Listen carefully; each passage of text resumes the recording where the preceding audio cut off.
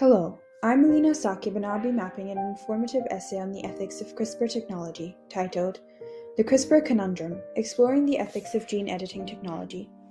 The introductory paragraph given gives an insight into the elementary workings of CRISPR-Cas9. It sketches the basic biology of it while subsequently leading into a listing of the ethical concerns that the essay will broach.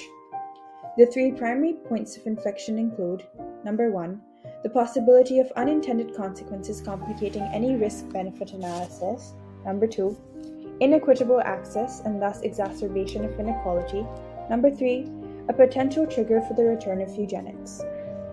The first body paragraph delves into how the technical limitations of CRISPR introduces uncertainty, which complicates moral decision-making. The possibility of limited on-target efficiency and incomplete editing begs for consistent evaluation of whether the benefits outweigh the risks. The unintended consequences are further a byproduct of the innate complexity within genetic information and biological phenotypes.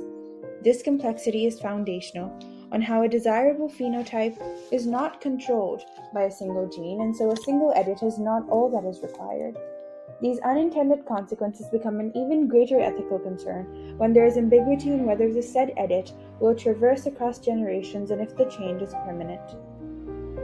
The second body paragraph unpacks the exacerbation of inequality as incited by inequitable access to the benefits of CRISPR-Cas9. Because the upcoming applications are meant to generate revenue for patent owners, access gets siloed to a select few, while the average taxpayer who funded the development to begin with gets deprived.